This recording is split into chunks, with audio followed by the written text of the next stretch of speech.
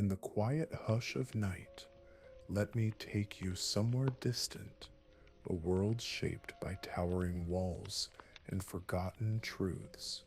Within three massive circles of stone, humanity breathes in silence, believing the sky ends where the walls begin.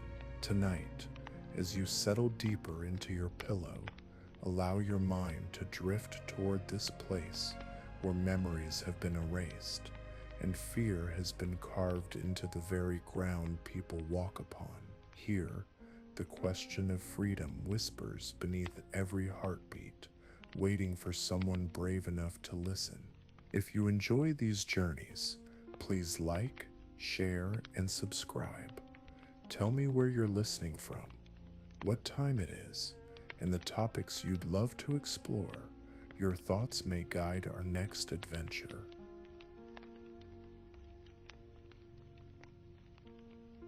To understand this world, you must begin with its quiet illusion, an island seemingly sealed away from time.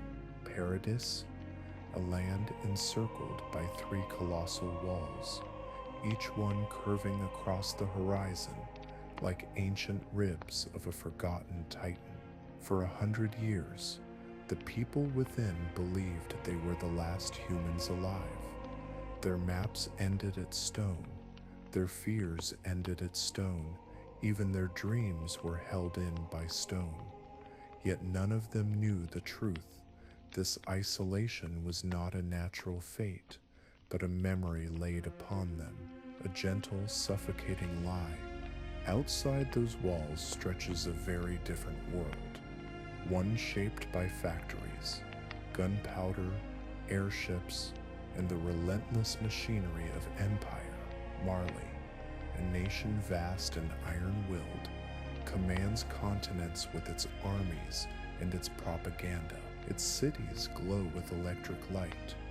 Its war machines move across deserts, mountains, and coasts. Yet even with all this strength, Marley rests its power on something far older and far more fragile, the blood of the Eldians who live beneath its rule.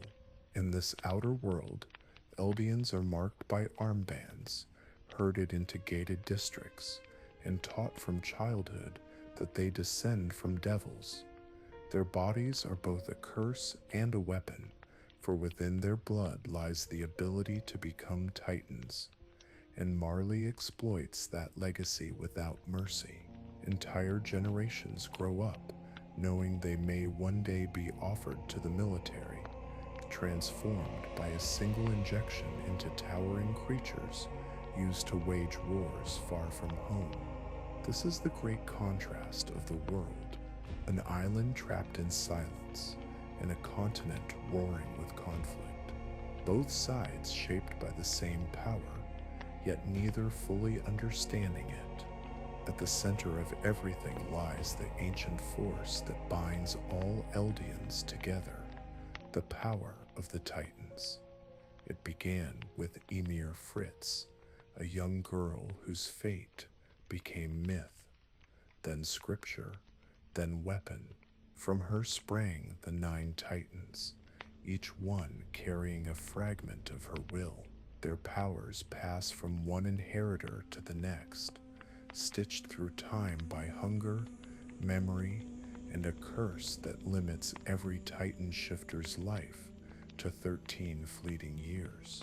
Above them all stands the founding Titan, the heartbeat of Eldian history. It can mold flesh, rewrite memory, summon walls of sleeping Titans, and shift the meaning of entire eras with a single command. It is less a creature and more a living form of authorship. Whoever holds it can, in a sense, write the story of the world. And yet, the world's deepest truth is not just about the Titans themselves, but what they symbolize. The walls that surround Paradis are more than stone. They are the embodiment of confinement, the way fear becomes architecture. The hatred in Marley is more than ideology. It is history reused as a weapon sharpened across generations. And the dream of freedom, whispered by a few, is more than rebellion. It is the simple act of looking beyond the boundary drawn for you. In Attack on Titan, wars are not fought only with blades or armies. They are fought with memory, with stories, with the invisible borders people build around themselves. This world teaches one quiet truth, that every conflict begins not with the swing of a sword, but with a tale someone chooses to believe. Paradis is a land that feels as though it once belonged to giants. When you look at it from above, at least in your imagination, it resembles a vast circular cradle, its outer rim drawn by the silent arcs of 3 monumental walls. Each ring curves so perfectly that from the ground the horizon appears to bow, as if the world itself were leaning inward. The island rises gently toward its center, creating a basin where clouds drift lower, and the air carries a faint metallic chill that whispers of ancient secrets buried beneath the soil. The climate here is tempered by the sea, soft in summer and stern in winter. During the warm months, the wind carries a briny breath from the coastline, brushing over fields and rooftops, bringing with it the scent of open water, a scent most residents never actually see.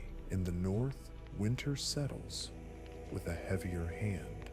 Snow gathers across stone, wind funnels through narrow passes, and the cold grows sharp enough to etch itself into memory. Generations of islanders have lived beneath these seasons, unaware that the world outside their walls experiences climates far more varied and immense. Surrounding Wall Maria, a dense ring of forest rises like an earthen moat. The trees are old, older than any living person can recall, their roots thick as limbs, and their canopies woven so tightly that daylight arrives in fragments. These forests have always been both shield and threat, beautiful in their stillness, but filled with shadows deep enough to hide danger. Beyond them lie the Titan forests, where trees stretch upward nearly 80 meters into the air. Their trunks are impossibly straight, like pillars carved for gods rather than men. No one truly knows how they grew so tall, only that the Survey Corps once used them as anchors for their maneuvering gear, darting through branches as if dancing on the edge of gravity. Further inland, the land rises, rolling hills swell into gentle highlands, where the wind is thinner and the soil turns pale with mineral richness. This central region holds most of the island's natural resources, iron buried beneath stony ridges, vast deposits of ore, and fertile ground that feeds entire districts. For generations, these resources lay dormant, untouched by modern machinery, simply because the people of Paradis believed the outside world had ended. The island was abundant, but abundance means little when knowledge is missing. And then there is the coastline, cold, turbulent, and overlooked for a century. For most of the island's history, the sea was considered an ending, a final boundary where the world simply stopped. Storytellers described it as a wall of water that marked the edge of existence. The tides were loud but distant, whispering only to those brave enough to approach. The waves crashed against the rocky shore with a steady, rhythmic pulse, like the heartbeat of a world waiting to be rediscovered. This is the natural body of Paradis, an island shaped by stone, sea, and silence, a land that held its people gently, yet enclosed them completely. Everything here appears peaceful at first glance, but beneath that peace lies a quiet tension, as though the land itself has been holding its breath for 100 years, waiting for someone to step beyond the walls and truly see it. If the natural form of paradise feels ancient and untouched, its architecture tells a different story, one shaped by fear, necessity, and the quiet rhythm of survival. The island's three walls rise first in every memory. Each one stands nearly 50 meters tall, thick enough to halt any giant that approaches, and curved enough that from the ground they seem to lean inwards, forming a protective cradle that doubles as a prison. They are not merely barriers, they are monuments to a forgotten decision, carved by hands that no living citizen remembers. The outermost circle, Wall Maria, once held the frontier towns and farmland, stretching toward the unknown. Its gates opened into a world people believed held nothing but death. Shiganshina, positioned like a sentinel on this edge, served as the island's outermost doorway. Narrow streets wound between rows of stone houses with steep roofs designed to shed snow in winter. From balconies, residents could see the wall looming like an unmoving guardian. Life here carried a subtle tension, a knowledge that if danger ever returned, it would strike Shiganshina first. Further inward, Wall Rose encircled the island's true heartlands, a patchwork of villages, croplands, and bustling towns. Here stood Tross District, a vital hub stitched together with multiple gates and defensive choke points. Its urban design feels almost mathematical, wide avenues near the walls for troop movements, narrower alleys deeper inside to slow intruders and give ODM soldiers room to maneuver. Trost lives in a delicate balance between everyday normalcy and military readiness, its bridges and towers quietly reminding residents that safety is conditional.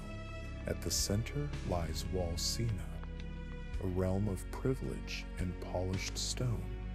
Within it stand Stotes and Mitras, cities that breathe a different kind of air, one scented with luxury, politics, and the quiet discomfort of people who have never truly felt danger.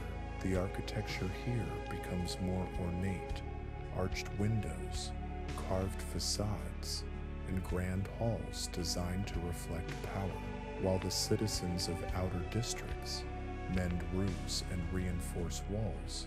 Those in Sina walk among manicured gardens, unaware of how much of their comfort rests on the sacrifices of those beyond. Beneath all this lies a world most do not speak of the underground district beneath Mitras. Once intended as an expansion of the capital, it became a labyrinth of stone corridors when the plan was abandoned. Sunlight never reaches here. The ceilings are low, the air damp, the walls stained by generations who had no place in the world above. Thieves, orphans, the impoverished, they are swallowed by this undercity where the stone seems to hold every whispered secret and every forgotten life. Its narrow tunnels twist like veins beneath the capital, carrying stories that never see daylight.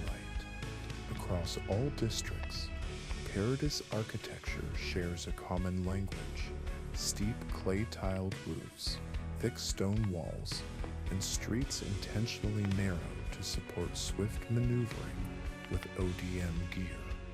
Buildings huddle closely, as if leaning on one another for warmth or reassurance. Even the layout of towns forms a pattern of subtle defense, alleys that curve unpredictably, rooftops align to create continuous paths for soldiers, and towers positioned like watchful eyes. Paradise is not a land built for comfort. It is a land built for endurance. Its cities, districts, and hidden layers reveal a society shaped by an enemy they do not fully understand, and by walls they never chose. Every stone carries the weight of survival, and every street whispers the same quiet truth, that even a peaceful life can rest entirely on borrowed time. Life inside Paradise unfolds like a quiet choreography, shaped entirely by stone boundaries that tower above every home, every street, every breath. Within these walls, people do not simply live. They adapt, adjust, and arrange their lives around the unseen presence of titans beyond the horizon. Even when the world feels calm, there is an undercurrent of vigilance woven into the architecture itself. In the outer ring of Wall Maria, where Shiganshina once thrived, homes were clustered tightly near the gate, their steep rooftops leaning into one another as if bracing against the unknown. The streets here were alive with merchants, children, and the steady movement of soldiers. Yet beneath that liveliness lingered a subtle dread. Residents knew that if danger ever returned, it would knock on Shiganshina's door first. That knowledge shaped everything: how families built their homes, how they stored supplies, even how they taught their children to listen for distant thunder that wasn't thunder at all. Further inward, life under Wall Rose was different, gentler, yet no less purposeful. The fields between Rose and Maria provided grain and livestock, and entire towns grew around storehouses, stables, and supply depots. Tros District in particular hummed with activity. Its many gates acted as funnels for both refugees and soldiers during emergencies. Every street seemed designed with intention, wide enough for evacuation carts, narrow enough to slow titans should they break through. Even the rooftops were positioned like stepping stones for the Survey Corps, who moved across them with fluid, weightless precision. At the core of the island rises Wall Sina, where the architecture reflects an entirely different way of living. Here, Stois and Mitras are adorned with polished stone, tall windows, and ornate facades, structures built not for survival, but for status. Government buildings loom like monuments, casting long shadows over marketplaces filled with delicacies unheard of in the outer districts. Life here feels distant from Titan fear, softened by privilege and thick walls. People stroll with an ease found nowhere else on the island, unaware that the safety they enjoy is a luxury purchased by generations of sacrifice beyond their walls. But beneath Mitras lies a world untouched by sunlight, the underground, a place where ceilings sag, where lanterns struggle to push back the darkness, where the air is stale and heavy. Narrow tunnels twist beneath the city like a forgotten maze, each one crowded with families who were never given a place above. The architecture here is not crafted, it is patched, repurposed, and endured. Water drips constantly from stone. Footsteps echo longer than they should. You can feel the weight of the world above pressing down. Here, desperation becomes part of the geography, just as surely as brick and mortar. Across all districts of Paradise, architecture serves a purpose beyond shelter. Homes are built with steep tiled roofs that let soldiers anchor their wires. Thick stone walls can withstand the shock of collisions, Narrow streets create choke points that might slow a titan while simultaneously supporting the graceful arcs of ODM movement overhead.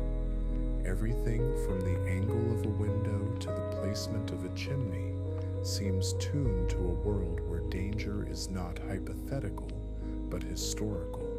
And yet, within this rigid structure, life persists. Families cook meals, children chase each other across courtyards, neighbors share stories at dusk.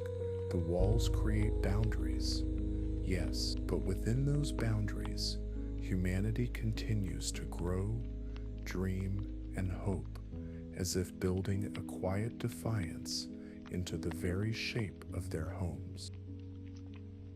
To explore the soul of this world, we must first look at its fracture. Two lands separated not only by an ocean, but by a century of silence, hatred, and misunderstanding. Paradis and Marley stand like opposing mirrors, one quiet, sealed and starved of truth, the other loud, expansive, and driven by a feverish hunger for dominance. Their conflict is not just political, it is the axis upon which the entire world turns. Within the walls of Paradis, life unfolds under the illusion of isolation. For 100 years, the residents believed themselves the last candle of humanity, flickering in a sea of darkness. Their society is shaped by military doctrine. Their cities, their education, even their daily routines are woven with warnings. Every childhood begins with tales of titans as natural calamities, beasts that roam the earth without reason or cause. The truth of the outside world, of nations and continents, of people who speak freely under open skies, has been erased from their collective memory. In this suspended world, three branches of the military form the spine of survival. The Survey Corps carries the heaviest burden, a small cadre of souls who dare walk beyond the walls. They ride into forests and fields where titans roam freely, sketching maps of lands no one else believes exist. Their uniforms bear more scars than medals, and their stories are whispered as legends to children who dream of freedom. Closer to home, the Garrison Regiment keeps constant watch along the stone ramparts. They man the cannons, patrol the districts, and stand ready when sirens echo across the walls. For them, fear is routine, and vigilance is a daily ritual. They are the quiet shield of Paradis, steady but burdened. At the heart of the capital lies the Military Police Brigade, tasked with guarding the royal family and maintaining order within Walsina. Their polished uniforms and pristine offices contrast sharply with the struggles of the outer districts. Many join for safety rather than service, and corruption flows easily through the gold-lined halls of Mitras. It is a place where political whispers often matter more than the roars of titans. Across the sea lies Marley, a nation that greets the world, not with fear, but with ambition. Its cities pulse with the rhythms of industry, steam-powered trains, armored vehicles, airships cutting across the sky. Marley commands continents through a blend of military might and ideological control. Here, strength is national identity, glory is built through conquest. And yet, beneath this shining machinery lies a darker truth.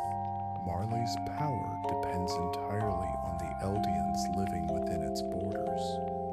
These people, marked by armbands and forced into internment zones, carry the potential to become titans. They are both weapon and scapegoat, blamed for ancient sins while being used to fight modern wars. Children are tested and trained, molded into warrior candidates, competing for the agonizing privilege of inheriting one of the 9 titans in service of a nation that despises them. Marley's grand strategy is simple: dominate or be dominated. Every advance, every invasion, every parade of military strength is built upon that fear.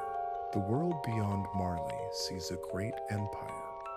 The Eldians within it see only chains that tighten with each generation. Paradis seeks survival. Marley seeks supremacy.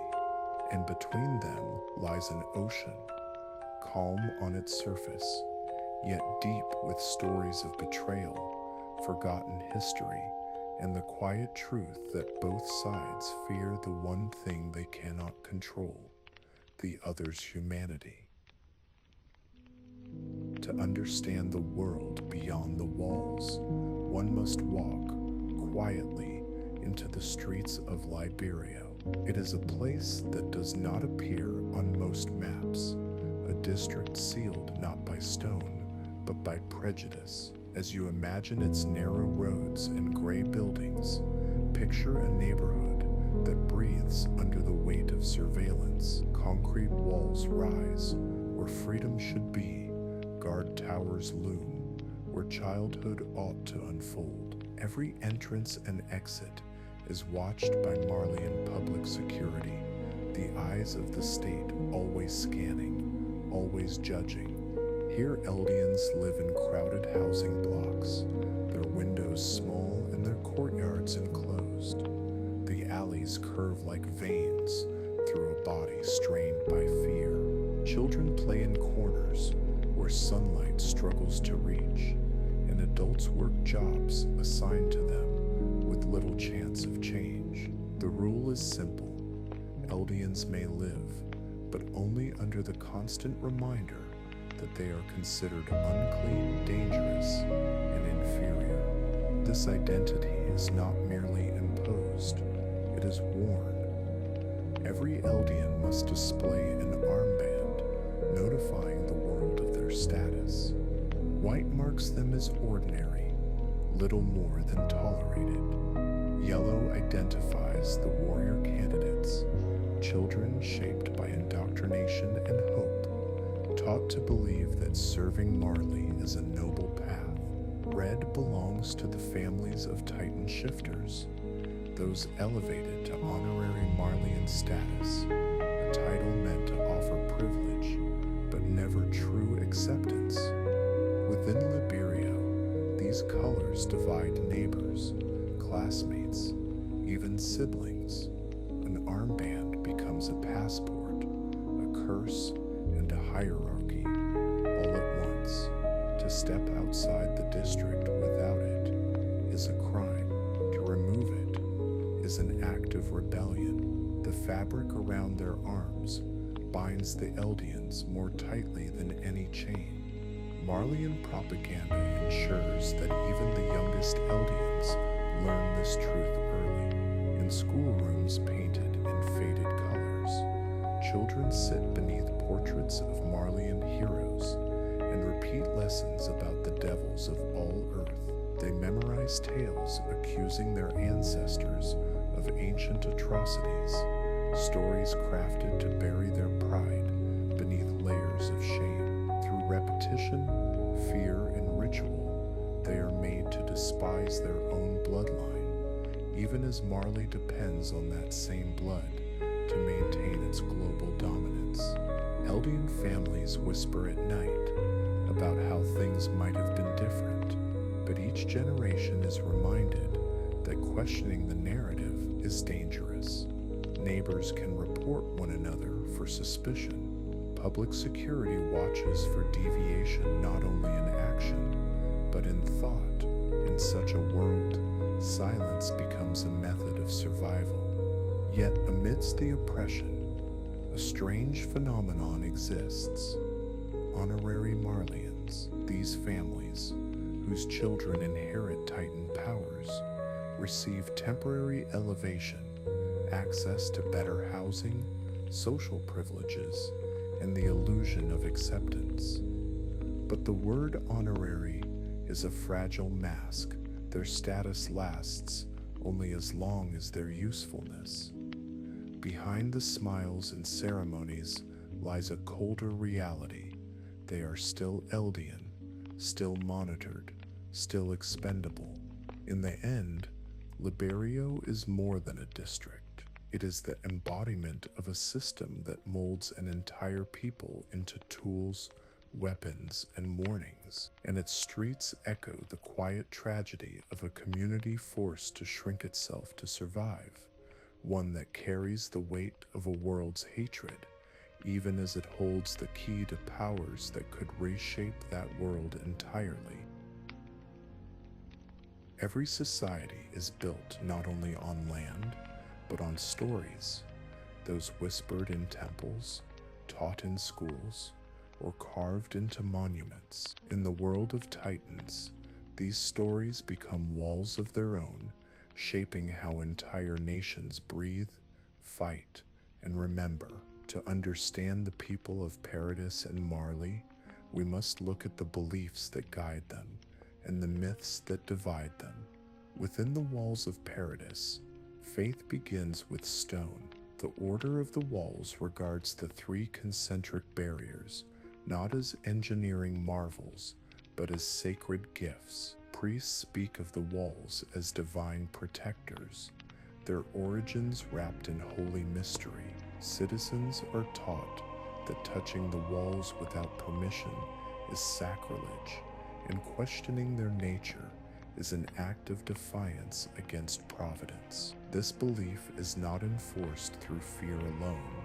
Many genuinely feel gratitude for these towering guardians, crediting them with the survival of humanity. Over time, the walls have become more than a physical shield. They are a psychological cradle, a symbol of safety in a world perceived as hostile and unknowable. Legends whisper of a goddess of protection, a benevolent figure who raised the walls to shelter the last remnants of mankind. Few know her name, fewer still understand her true connection to history. Yet the myth persists, shaping generations with an unspoken rule. The world ends at the wall, and salvation lies within it. In this way, faith becomes both comfort and cage. Across the sea, Marley's cultural identity flows from a different source: militaristic nationalism. Children grow up beneath the shadow of statues, honoring Helos, the mythical warrior who supposedly liberated the world from Eldian tyranny. Schools teach the tale with absolute certainty. Eldians are devils, their power a curse upon humanity, and Marley's mission is one of righteous control. Through parades, military pageants, and public ceremonies, citizens are reminded continuously of their duty to the motherland. Patriotism is cultivated from infancy, braided into songs, textbooks, and daily rituals. In this environment, the warrior candidates, Eldian children chosen to inherit Titan powers, become symbols of devotion. They are praised as heroes, ready to sacrifice themselves for Marley's glory, even though they belong to the very group that Marley demonizes. This contradiction is quietly overlooked, replaced by the narrative that their sacrifice cleanses their ancestry. Thus, belief in Marley is inseparable from its machinery of war. To be good is to serve, to obey, to conquer. Between these two worlds lies a figure whose legend has been fractured by ideology: Emir Fritz. For Eldians, especially those within Paradis, Wymir is a sacred ancestor, a woman blessed with divine power, the mother of all Titans. Her story is one of reverence and origin, carried through centuries like a fragile flame. For Marley, she is the opposite, a demon who made a pact for forbidden strength, unleashing centuries of cruelty. In their narrative, Ymir's legacy justifies the oppression of her descendants, turning historical wounds into political weapons. Two nations, one myth, each reshaped to serve its own narrative, its own agenda. And so, belief becomes battlefield. Faith and ideology are sharpened into tools for control, and the stories people inherit become the cages they never see. In this world, the greatest conflicts are not fought by titans alone, but by the truths nations choose to remember and the lies they choose to forget. To grasp the true mechanics of this world, one must first understand the titans, not simply as towering monsters, but as a system bound by rules as old as the first heartbeat of Ymir Fritz. Behind every roar, every transformation, and every tragedy lies a biological architecture so rigid and precise that it feels almost ritualistic. Titans do not exist by accident, they exist by design. At the center of this design is a single truth: only subjects of Ever, Ymir, can become titans. Their blood carries a unique thread, a spiritual tether that stretches back nearly 2,000 years to a girl whose fate was rewritten by forces beyond comprehension. It is this invisible connection that allows Eldians to shift, to take on forms no human should ever bear. But such power does not pass lightly. It transfers only through one of the most brutal inheritances in existence: the consumption of a Titan's spinal fluid. Each Titan shifter lives under the shadow of the 13-year curse, a limit etched into their very bones. No matter their strength or will, the Titan's power devours them from within, counting down each year until there is nothing left to give. In this way, every inheritor lives in a suspended state between power and mortality, knowing that their end was decided the moment they accepted the gift.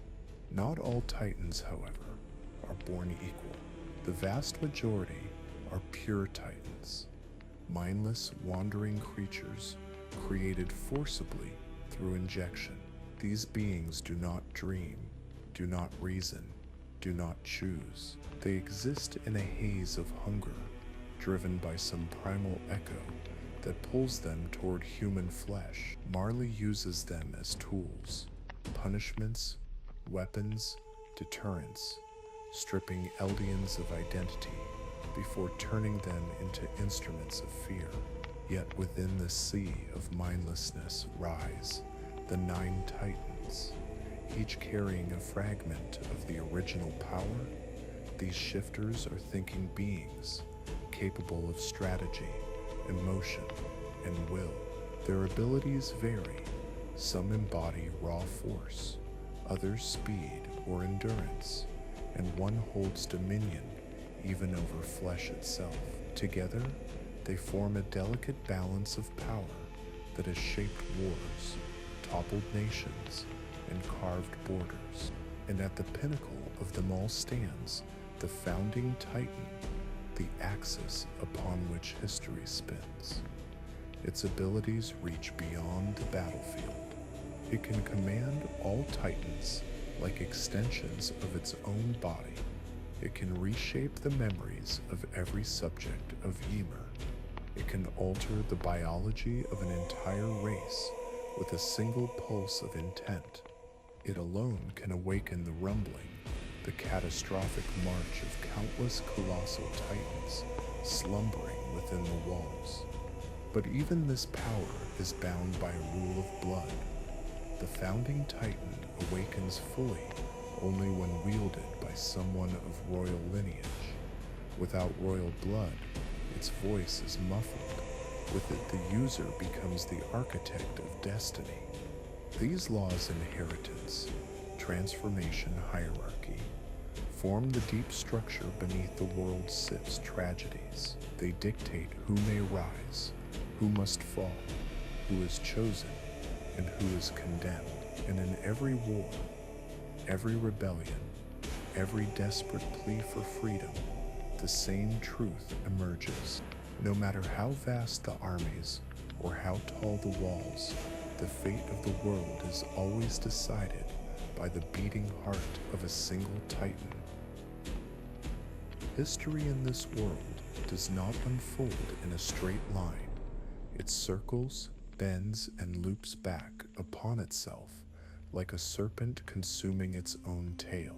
To trace the path of conflict between Eldia and Marley is to follow a cycle that has repeated for nearly 2 millennia, driven by the same forces: fear, power, and the stories nations choose to tell. Long ago, the Eldian Empire rose upon the strength of the Titans. For 1,700 years, Eldians reshaped the continent with a mixture of terror and divine authority. Their empire was not merely a political body, but a mosaic of powerful noble houses, each wielding one of the 9 titans.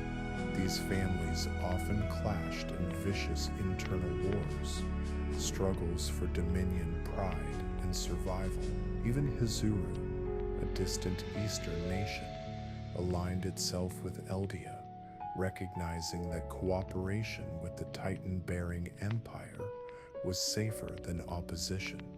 But great power carries the seeds of its own ruin. As the noble houses turned their claws on one another, the empire weakened, and in the shadows of collapse, another force waited. The moment of pivot arrived with the Great Titan War. The Fritz royal line, exhausted by centuries of bloodshed and ashamed of the empire's sins, chose to step away from the world. King Karl Fritz abandoned the Eldians on the mainland and retreated to the island of Paradis. What followed was a political inversion so dramatic that history itself seemed to flip. Marley seized 7 of the 9 titans and turned them into its instruments of conquest. Eldia, once the terror of nations, became a fragmented, powerless remnant. Marleyan propaganda filled the vacuum left behind with statues, schoolbooks, and ceaseless retellings. The story was reshaped. Eldians were no longer rulers, they were devils. Helos, a mythic hero, was credited with defeating the monster Ymir Fritz. Marley became the righteous liberator of the world. These myths formed the backbone of a new world order, one built upon the complete reversal of truth. Meanwhile, on Paradis, a different narrative took root, one crafted through memory erasure. King Fritz used the founding Titan to wipe away all knowledge of the outside world. The 3 concentric walls he raised became not only barriers, but blindfolds. For a century, the people of Paradis lived in what they believed was the last refuge of mankind. Their world ended at the horizon of stone. Their fears were simple and immediate: survive the Titans, preserve what remains of humanity, and never question the past. This fragile peace ended the moment Wall Maria fell. In that instant, the cycle reawakened. The people of Paradis were forced to confront a truth larger than any Titan. Humanity had never gone extinct, and the world beyond the sea had never stopped fighting. What began as a clash of survival soon escalated into a global conflict, drawing Paradis and Marley into a spiral of vengeance neither fully understood Once again, the foundational questions resurfaced. Questions older than any wall, older than any empire. Who is the true enemy? Who holds the right to write history? And can a cycle born of hatred ever be broken by those trapped within it? In this world, wars do not merely shape nations. They reset them, binding generation to generation in a loop of pain and retribution. And until someone steps outside that loop, history will continue to march in circles, echoing the footsteps of titans across time. In this world, titans are not the sole architects of fear. Beneath their colossal shadows lies a quieter force, one that shapes nations, rewrites lives, and binds generations into a cycle they cannot see. This force is memory, and in the hands of the founding titan, memory becomes a tool more powerful than any weapon, for it can erase history as easily as it erases pain. The people of Paradise lived for a century within a curated illusion. Their memories of the outside world were dissolved, replaced with stories of extinction and isolation. To them, the walls were not boundaries. They were the border of existence itself. Everything beyond them was myth. Everything within them was truth. And because memories shape belief, and belief shapes fear, the entire island lived inside a history that had been meticulously designed. Their world was not just protected, it was programmed. Yet memory does not belong only to the many. It also belongs to the few. Titan shifters carry the burden of inherited memory, a phenomenon so strange and intimate that it blurs the line between self and ancestry. The moment someone inherits a titan, they inherit fragments of lives not their own, emotions they never felt, decisions they never made, and regrets that linger like echoes. This path of memories ties each new inheritor to those who came before, threading fate across time. Among the 9 titans, one disrupts the flow of time itself, the attack titan. Its inheritors glimpse moments from futures not yet lived. Past, present, and future bleed into one another, forming a loop where cause and effect blur.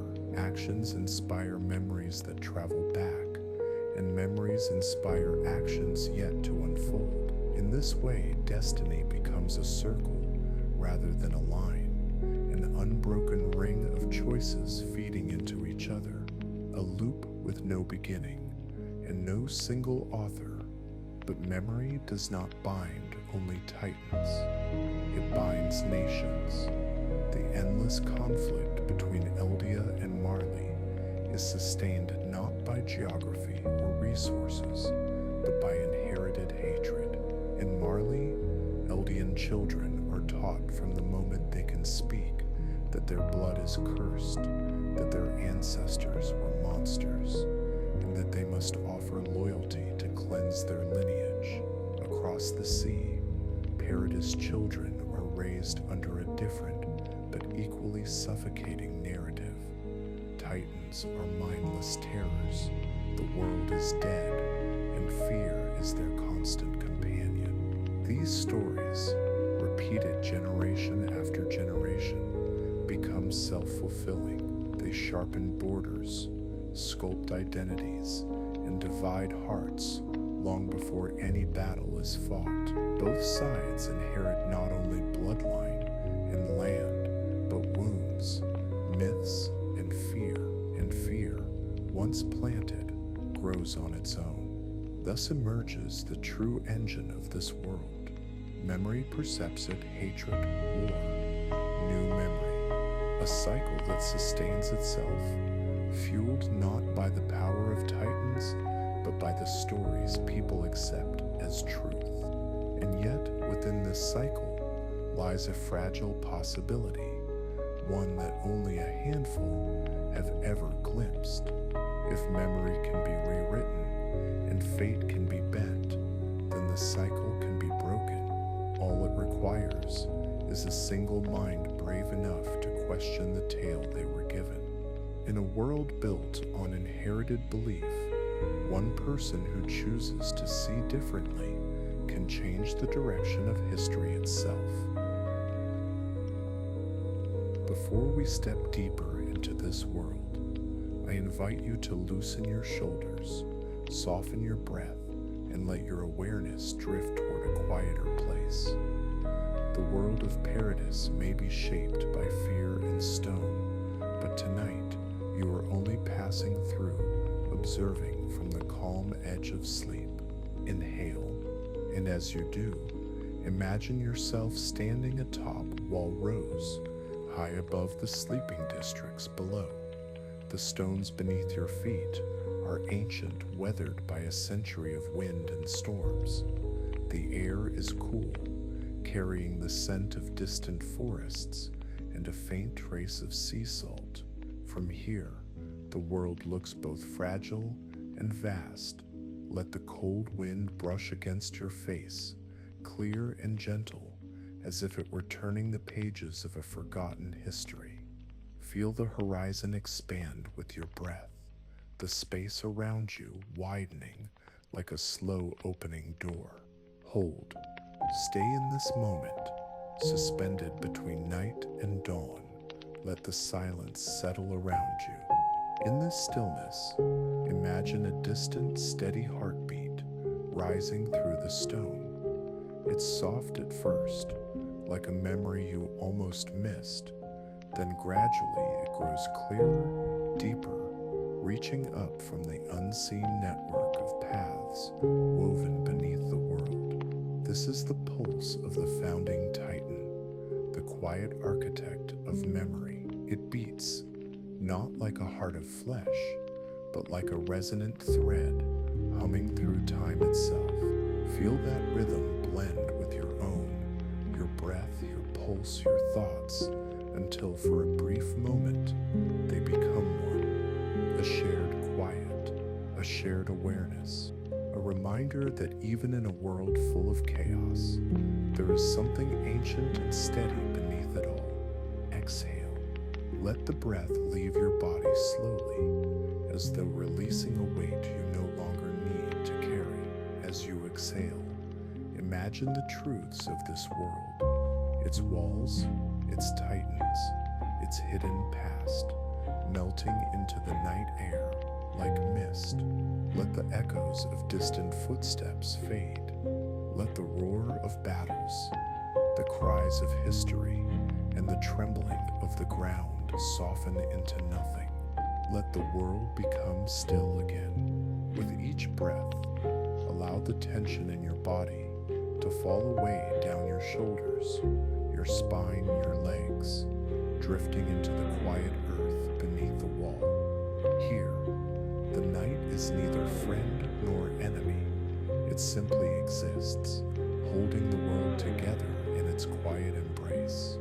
Another breath, and notice how the sky above paradise turns darker, gentler, almost velvety.